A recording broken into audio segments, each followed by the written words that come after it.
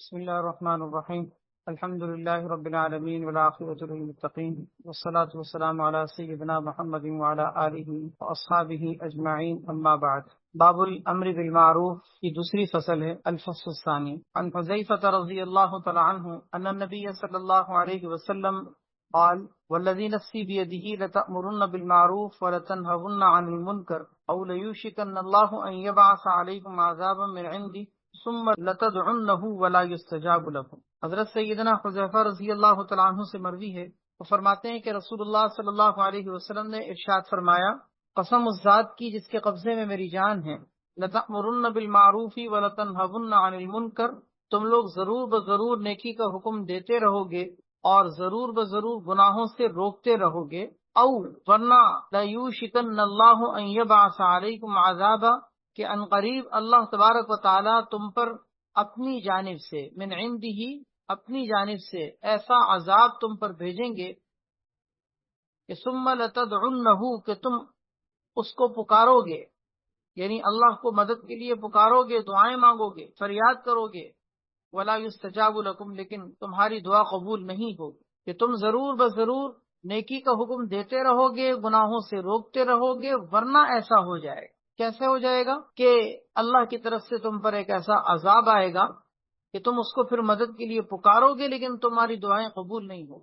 امر بالمعروف اور نہی عن المنکر نہ کرنے کی صورت میں اس حدیث سے وعید معلوم ہوتی ہے کہ اتنا سخت معاملہ ہے کہ اس کی وجہ سے عذاب آتا ہے، اور عذاب بھی ایسا کہ پھر انسان اللہ سے مدد کے لیے سوال کرتا ہے، پکارتا ہے، لیکن پھر اس کی مدد بھی نہیں کی جاتی، گویا دعائیں قبول ہونا بند ہو جاتی۔ اس حدیث میں امر بالمعروف اور نہی عن المنکر کے ترک کرنے کی دو وعیدیں ذکر کی گئی ہیں۔ ایک وعید تو یہ ہے کہ اس کی وجہ سے انسان کے اوپر عذاب آتا، دوسرا اس کے اندر وعید کا پہلو یہ ہے کہ دعائیں قبول ہونا بند ہو جاتی، کہ انسان دعائیں مانگتا ہے لیکن دعاؤں کی قبولیت روک دی جاتی۔ اس سے معلوم یہ ہوتا ہے کہ انسان کو کبھی امر بالمعروف اور نہی عن المنکر کو ترک نہیں کرنا چاہیے، معاملہ چاہے اجتماعی طور پر ہو یا انفرادی زندگیوں میں، خاندانوں کے اعتبار سے اپنے ماتحتوں کی تربیت کے بارے میں ہو۔ بہرحال لوگوں کو اپنے گرد و پیش کے اندر رہتے ہوئے جہاں بھی کوئی گناہ کا کام ہوتا ہوا نظر آتا ہے اس کے آگے بند باندھنے چاہیے۔ جہاں تک آپ کا اثر و رسوخ ہے، آپ کا زور چلتا ہے، اللہ نے آپ کو طاقت دی ہے، قوت دی ہے، آپ کو اختیار دیا ہے، آپ کا کچھ وہاں پر کچھ اقتدار ہے، آپ اپنا زور چلا سکتے ہیں، تو آپ کے اوپر لازم ہے کہ آپ اس گناہ کے آگے بند باندھیں اپنی استطاعت کے مطابق۔ اگر ایسا نہ کیا جائے تو اللہ کی طرف سے عذاب آئے گا۔ حدیث میں جو یہ کہا گیا ہے کہ تم اللہ سے دعا مانگو گے لیکن تمہاری دعا قبول نہیں ہوگی، اس کا ایک مطلب تو یہ ہے کہ دعائیں قبول ہونا بند ہو جائیں گی، کہ تم کوئی بھی دعا مانگو گے تمہاری دعا قبول نہیں ہوگی، کیونکہ امر بالمعروف اور نہی عن المنکر کے ترک کرنے کی وجہ سے دعاؤں کی قبولیت روک دی جاتی، یہ بھی اللہ کے عذاب کی ایک شکل ہوتی ہے۔ دوسرا معنی یہ بھی ذکر کیا گیا ہے کہ جب اللہ تبارک و تعالیٰ کا تم پر عذاب آئے گا اور پھر تم اللہ تعالیٰ سے اس عذاب کو دور کرنے کی دعا مانگو گے کہ یا اللہ یہ عذاب ہم پر سے ہٹا لے، ہم توبہ کرتے ہیں، ہم استغفار کرتے ہیں، ہم معافی مانگتے ہیں، ہم پر سے یہ عذاب اٹھا لے، لیکن وہ وقت گزر چکا ہوگا، کیونکہ عذاب کے آنے سے پہلے پہلے انسان توبہ کرے تو اس کی توبہ قبول ہوتی ہے، عذاب آ جائے پھر انسان لاکھ توبہ کرے، دعائیں مانگے، لیکن پھر وہ اللہ کا عذاب ٹلتا نہیں۔ تو ایک مطلب تو یہ کہ دعائیں قبول ہونا بند ہو جائیں گی، دوسرا معنی یہ ہے کہ تم عذاب کے دور کرنے کی دعا مانگو گے، عذاب سے نکلنے کے لیے، نجات پانے کے لیے دعائیں مانگو گے، لیکن تمہارا عذاب نہیں دور کیا جائے۔ اور تیسرا مطلب اس حدیث کا ایک اور بھی ذکر کیا گیا ہے، وہ یہ کہ ایک حدیث سے اس کی وضاحت ہوتی ہے کہ جب انسان امر بالمعروف اور نہی عن المنکر کو ترک کرتا ہے تو اللہ تعالیٰ دشمنوں کو اس کے اوپر مسلط کرتے ہیں۔ وہ دشمن کافروں کی شکل میں بھی ہو سکتے ہیں، وہ دشمن مسلمانوں میں گناہ گار، فاسق اور فاجر قسم کے لوگ بھی ہو سکتے ہیں۔ بہرحال اس کے اوپر اللہ کے نافرمان بندوں کا قوم کے اوپر تسلط ہوتا ہے، اور پھر اس کے بعد تم ان کافروں یا ان فاسقوں اور اپنے اوپر مسلط ہونے والوں کی بربادی کے لیے، ہلاکت کے لیے بددعائیں کرو گے، لیکن تمہاری بددعائیں بھی قبول نہیں ہوں، کیونکہ یہ عذاب تم پر تمہارے غلط قسم کے حکمرانوں کی صورت میں تمہارے اعمال کی وجہ سے مسلط۔ یہ تینوں مطلب اس حدیث کے ذکر کیے گئے، دوبارہ سن لیجئے۔ پہلا مطلب امر بالمعروف نہی عن المنکر کے ترک کرنے کی وجہ سے انسان کی دعائیں قبول ہونا بند ہو جاتی، اور دوسرا معنی یہ ہے کہ تم اللہ کے عذاب کے آنے کے بعد جب نہیں المنکر وغیرہ ترک کر دو گے اور اللہ کا عذاب آ جائے تو تم اللہ سے مانگو گے کہ عذاب ٹل جائے، لیکن عذاب ٹلے گا۔ اور تیسرا معنی یہ ہے کہ تم پر اللہ تعالیٰ فاسق اور فاجر اور کافر قسم کے لوگوں کو اس طرح سے مسلط کریں گے کہ تم ان کی ہلاکت اور بربادی کی دعائیں مانگو گے لیکن تمہاری دعائیں نہیں سنی جائیں۔ ڈرنا چاہیے اس حدیث کی روح سے، ہم سب کو اپنے گرد و پیش میں دیکھنا چاہیے کہ ہم کہاں تک اپنے اس اثر رسوخ کے مطابق اپنے اس قوت کو اور اپنے اس حکم کو عمل میں لا رہے ہیں۔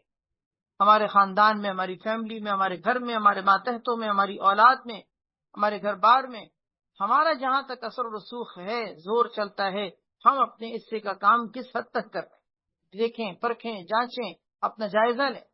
اگر خدا نخواستہ اس میں کوئی کمی ہے، اگر کبھی خدا نخواستہ اس میں کوئی کوتاہی چل رہی ہے تو اس کوتاہی کا دفعیہ کریں، ورنہ اللہ کا عذاب نازل ہو سکتا ہے۔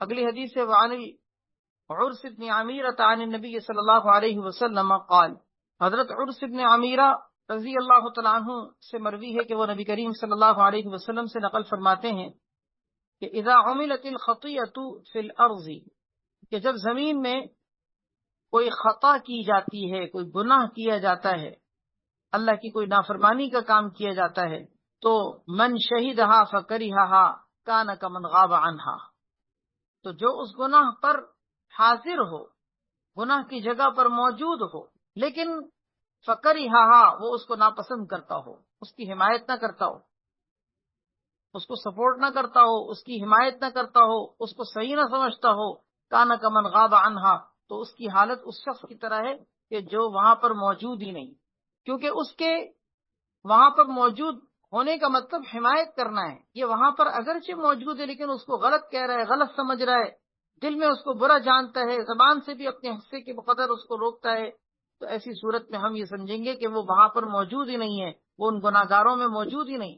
لیکن دوسری طرف ومن غاب عنہا، اور جو اس گناہ کی جگہ پر موجود نہیں، کہیں دور ہے، گناہ کی جگہ پر موجود نہیں، لیکن فرضیہا، گناہ کرنے والوں کے گناہ پر راضی ہو، خوش ہو، ان کے گناہ کو صحیح سمجھتا ہو، کانا کمن شہدہا، تو اس کی حالت اس شخص کی طرح ہے جو گناہ کی جگہ پر موجود ہے۔ یہ حدیث کا چھوٹا سا جملہ ہے، ابو داؤد شریف کی روایت ہے، لیکن آج موجودہ معاشرے کے اعتبار سے یہ جملہ بہت اچھے طریقے سے سمجھنے کی ضرورت ہے۔ اللہ کرے ہم سب کے دل میں اتر جائے اور ہم سب کے عمل میں آ جائے۔ میں ایک دفعہ اس کی تھوڑی وضاحت کر دوں کہ دیکھیں، آج دنیا میں بہت ساری جگہوں پہ گناہ ہو رہے ہیں اور ہمیں ان گناہوں کا پتہ چلتا ہے، چاہے وہ غلط فیصلے ہوں، ظالمانہ فیصلے ہوں، غلط قسم کے کام ہوں، لوگوں کے گناہوں اور نافرمانیوں کے کام ہوں۔ بہت سارے گناہ ایسے ہیں کہ جو ہم نہیں کر رہے، نہ ہم وہاں پر موجود ہیں، لیکن ہمیں پتہ چل رہے ہیں کہ فلاں جگہ پر یہ گناہ ہوا، فلاں جگہ پر یہ ہوا، فلاں ملک میں یہ ہوا، فلاں حاکم نے یہ کیا۔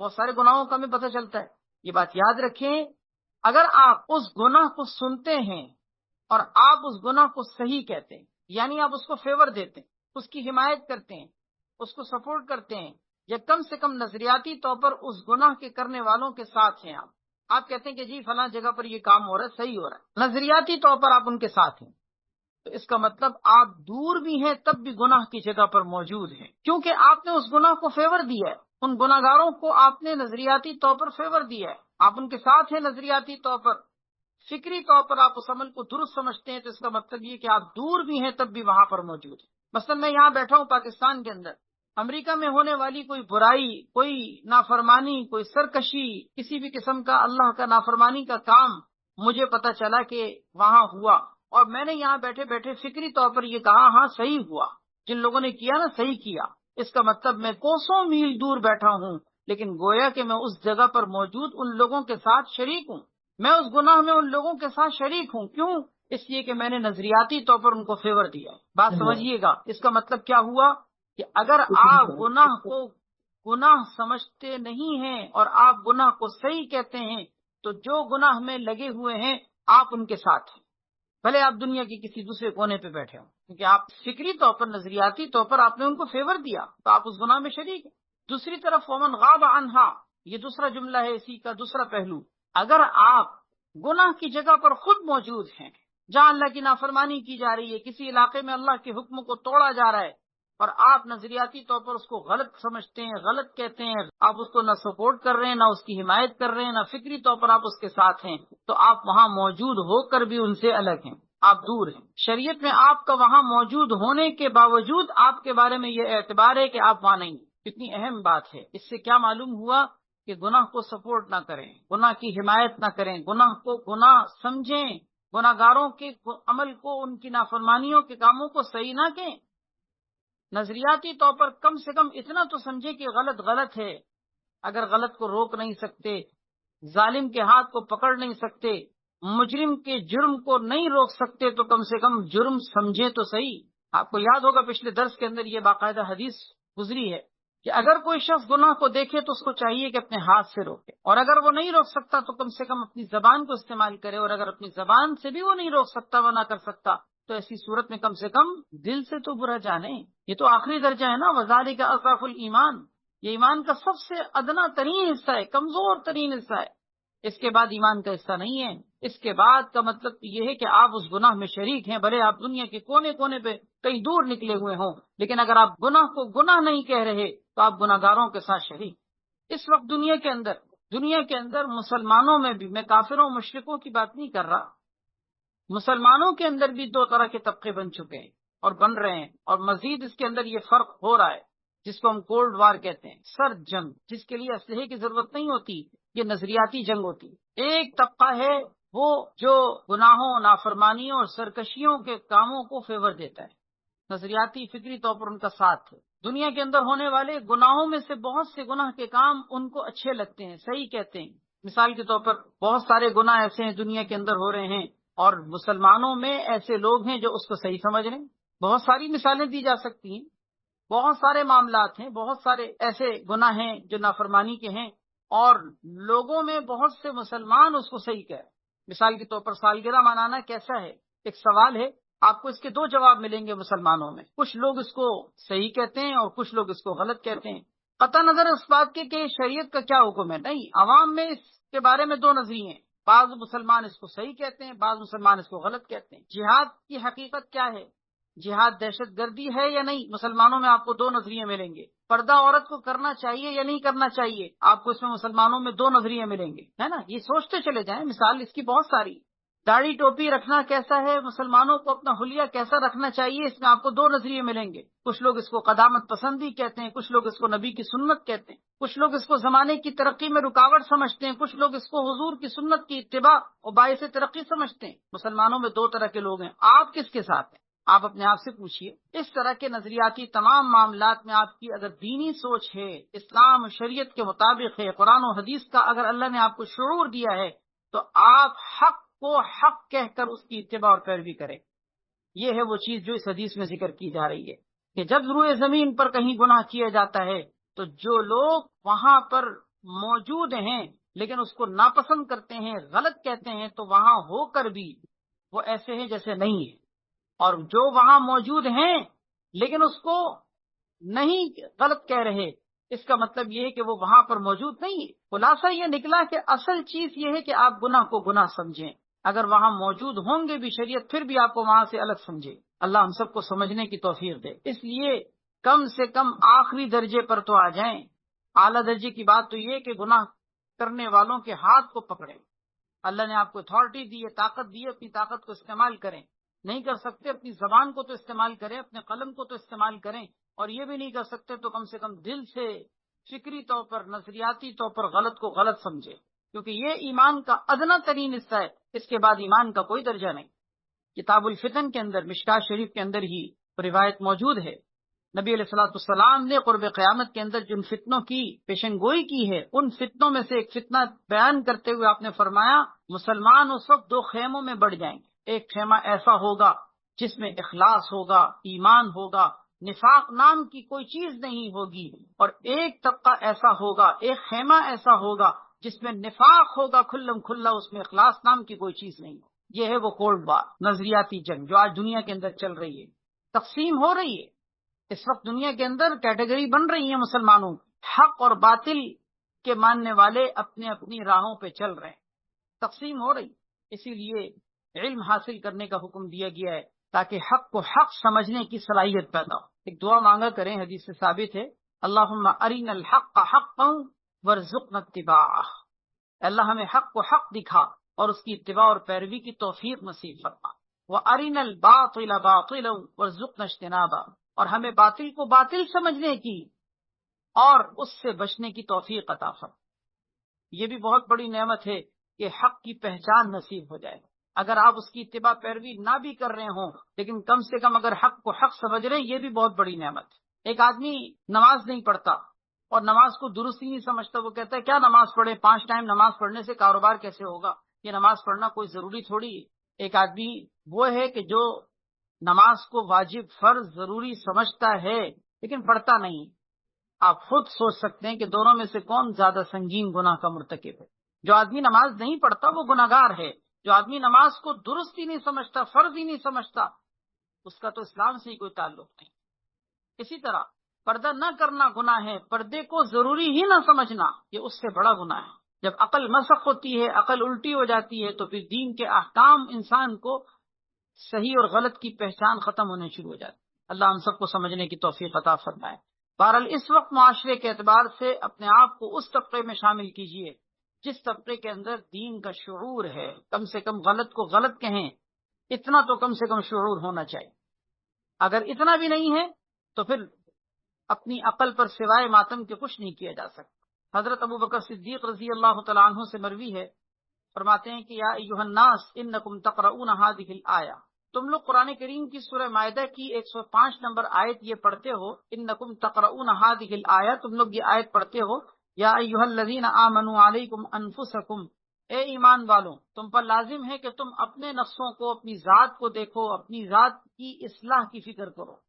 لا یضرکم من ضل اذا اہتدیتم، تمہیں نقصان نہیں پہنچائیں گے وہ لوگ، من ضل جو گمراہ ہو گئے، گمراہی کے راستے پر چل گئے، ایسے لوگ تمہیں نقصان نہیں پہنچا سکیں گے، اذا اہتدیتم اگر تم خود ہدایت پر ہو۔ یہ سورہ مائدہ کی آیت نمبر 105 ہے، اور اللہ تعالیٰ نے اس میں حکم دیا ہے ایمان والوں کو خطاب کر کے کہ اے ایمان والوں تم لوگ اپنی ذات کی اصلاح کی فکر کرو، تمہیں گمراہ لوگ نقصان نہیں پہنچا سکیں گے اگر تم ہدایت کے راستے پر گامزن رہے۔ اس آیت کے بارے میں حضرت ابوبکر صدیق رضی اللہ تعالیٰ عنہ نے فرمایا کہ تم لوگ اس آیت کو پڑھتے ہو اور یہ سمجھتے ہو کہ اگر تم امر بالمعروف اور نہی عن المنکر نہیں کرو گے تو گناہگاروں کے گناہ سے تمہیں کوئی نقصان نہیں ہوگا۔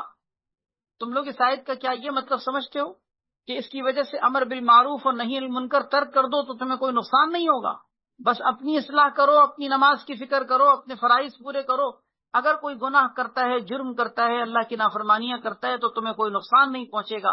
کیا تم اس آیت کا یہ مطلب سمجھتے ہو کہ امر بالمعروف چھوڑ دیا جائے، نہی عن المنکر چھوڑ دیا جائے؟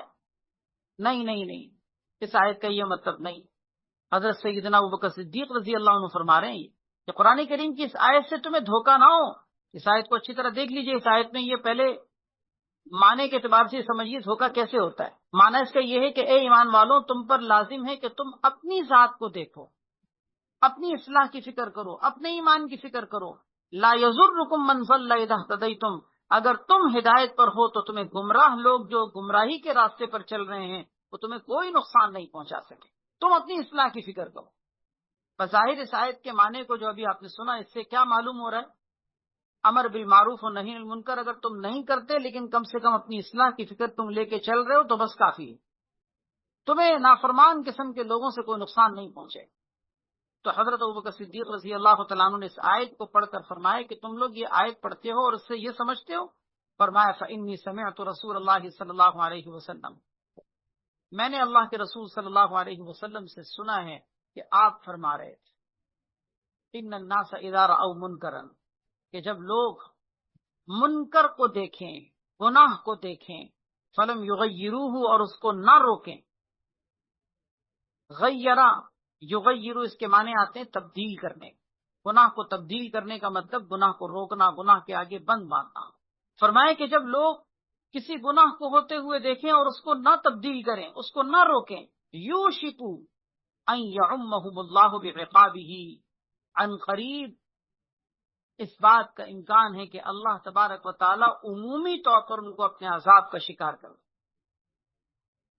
اگر لوگ گناہ کو دیکھیں اور اس کو نہ روکیں تو قریب ہے کہ اللہ تعالیٰ ان کو اپنے عمومی عذاب سے ہلاک کر دیں گے۔ اس کا مطلب کیا ہوا کہ آیت سے یہ پتہ چلتا ہے کہ تم اگر اپنی اصلاح کر لی تم نے اور تم مجرموں کو ظالموں کو نہیں روکتے، تم گناہ کو نہیں روکتے تو تمہیں نقصان نہیں پہنچے گا، اور حدیث سے پتہ چلتا ہے کہ تم اگر منکر کو دیکھو گے اور نہیں روکو گے تو تمہیں نقصان پہنچے گا۔ تو آیت اور حدیث کا تعارض ہو گیا نا، تعارض کا مطلب ہوتا ہے ٹکراؤ۔ بظاہر قرآن کریم کی آیت سے پتہ چلتا ہے کہ تمہیں نقصان نہیں پہنچے گا اور حدیث سے پتہ چلتا ہے کہ تمہیں نقصان پہنچے گا، تو اب مطلب کیا ہے تعارض کا، اس ٹکراؤ کا؟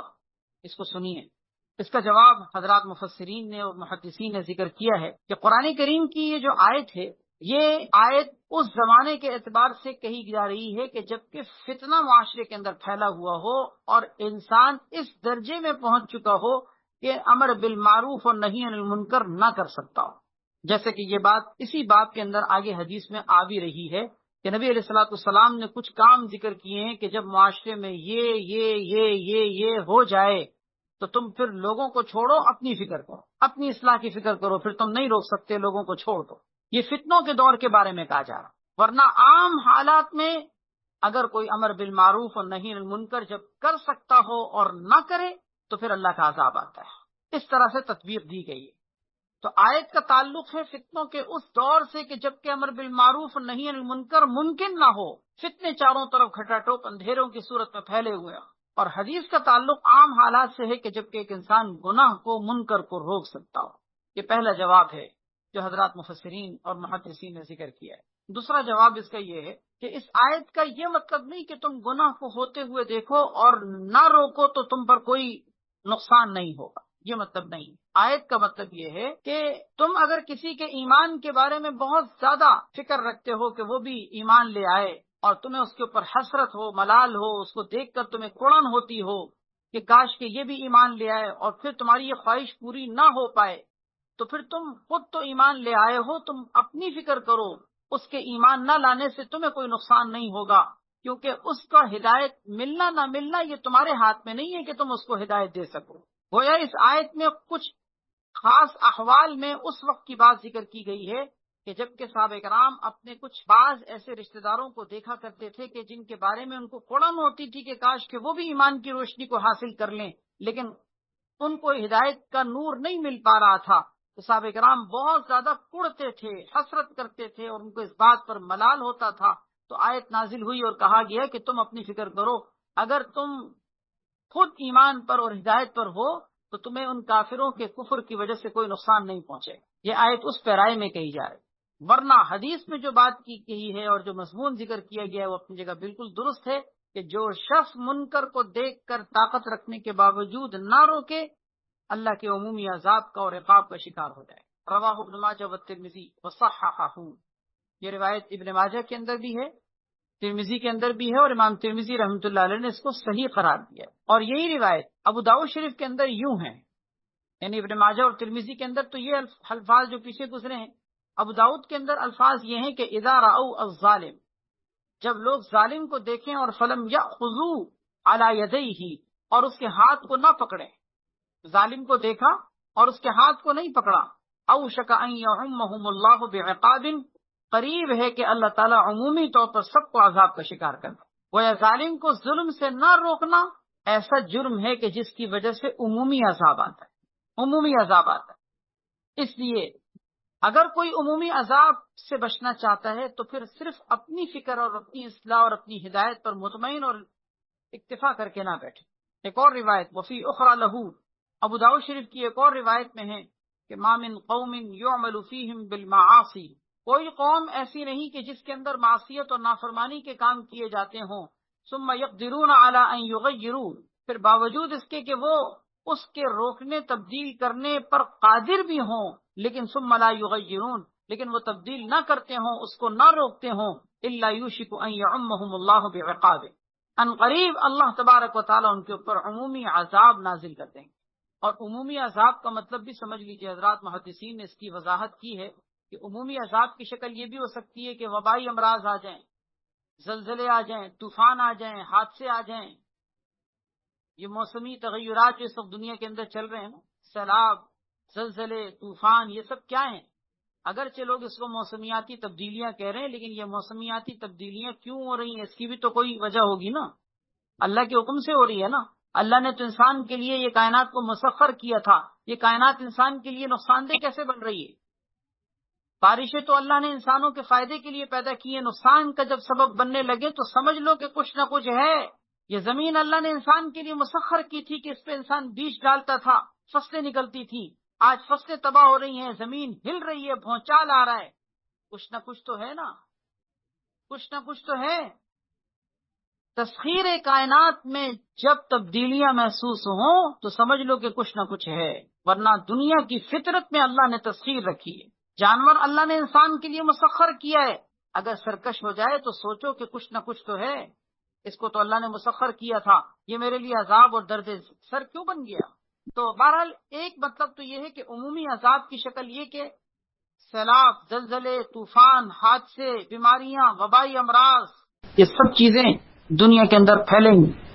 ایک تو یہ عمومی عذاب کی شکل ہے، اور دوسرا بھی سمجھ لیجئے، دوسرا عذاب کا مطلب، عمومی عذاب کی دوسری شکل یہ ہے کہ وہ گناہ، جس گناہ کو چند لوگ کر رہے تھے اور لوگوں نے اس کو نہ روکا، یہ گناہ پھیلتا پھیلتا ایسا چھا جائے گا کہ لوگوں کی نگاہوں سے اس گناہ کی قباحت، شناعت، برائی اور اس کی گندگی لوگوں کے دلوں سے نکل جائے گی۔ وہ گناہ جو کبھی کسی زمانے میں گناہ سمجھا جاتا تھا نا اور نہیں روکا گیا، وقت کے ساتھ ساتھ ایسا پھیلے گا کہ یہ گناہ اتنا عام ہو جائے گا کہ لوگ گناہ ہونے کا تصور ہی چھوڑ دیں۔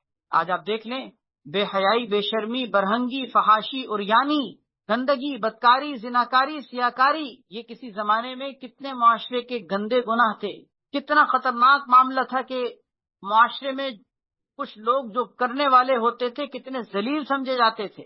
ناچنے والیاں، گانے والیاں، گلوکار، اداکار، فلمکار، یہ سارے کسی زمانے میں جس کو کہتے ہیں نا زمانے کے ذلیل قسم کے لوگ تھے، عزت والے لوگ نہیں تھے۔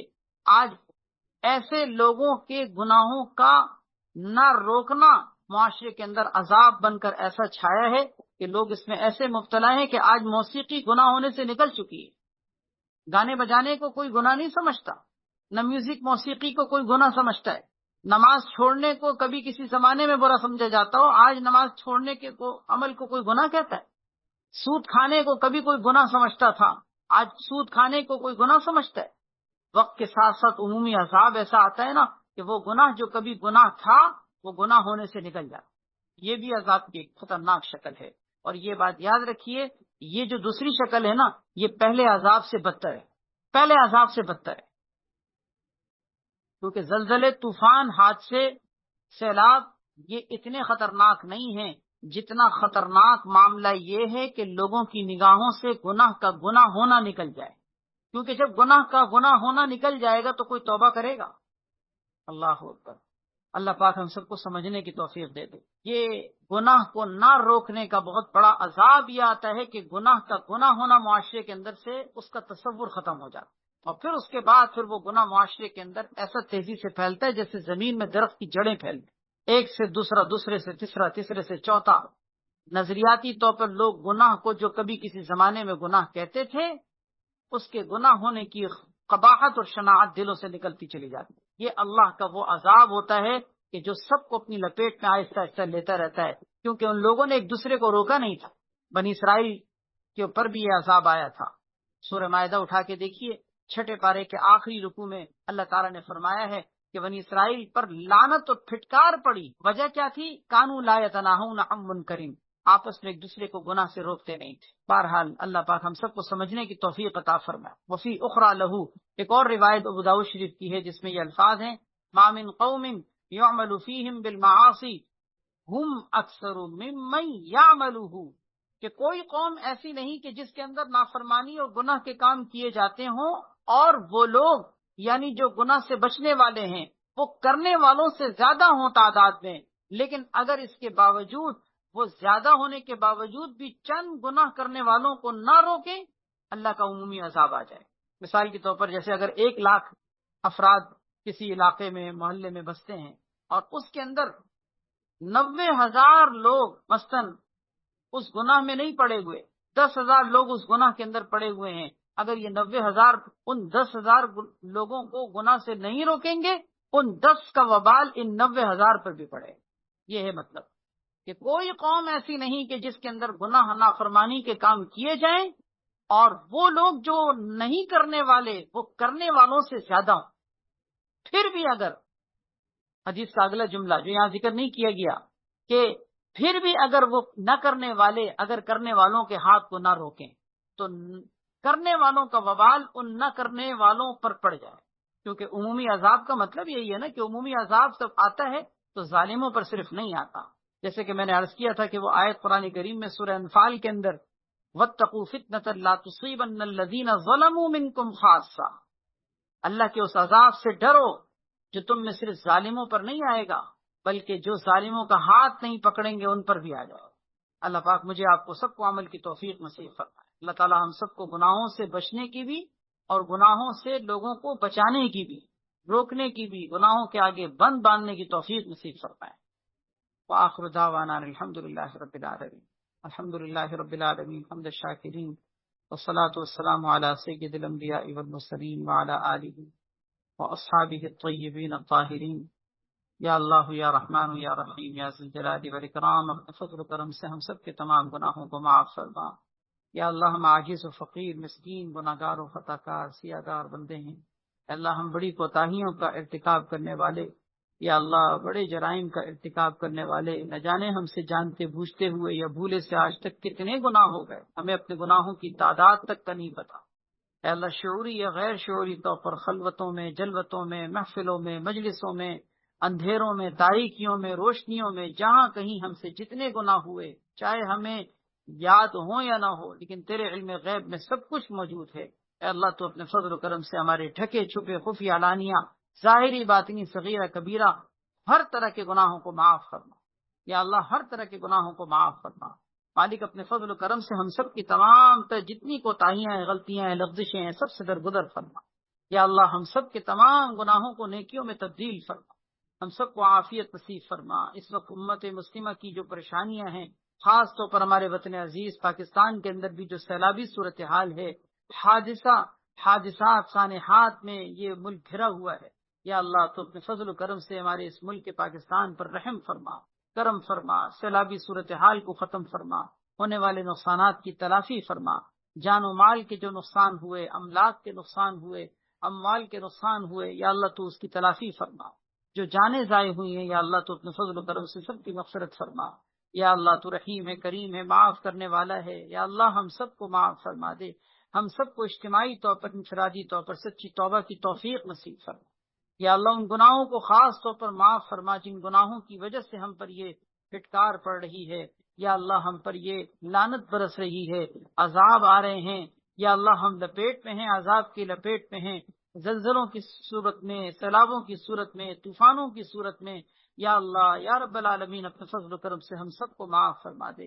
یا اللہ ہم سب کو معاف فرما دے. ہم نے امر بالمعروف اور نہی عن المنکر کا جو فریضہ ترک کیا ہوا ہے، یا اللہ اس فریضے کے اندر ترک کرنے کی کوتاہی کو بھی معاف فرما دے. اے اللہ ہم سے اس فریضے کی ادائیگی میں بھی بڑی کوتاہیاں ہوئیں. یا اللہ ہم سب کو معاف فرما دے، ہم سب کو معاف فرما دے. مالک اپنے فضل و کرم سے ہماری اس مجلس کو اپنی بارگاہ میں قبول فرما. تمام شرکت کرنے والوں کو ان کے تمام مقاصد میں کامیابی نصیب فرما. اے رحیم و کریم مولا سب کے گھروں میں دینی ماحول پیدا فرما. سب کے بچوں کو نیک و صالح متقی پرہیزگار آنکھوں کی ٹھنڈک بنا.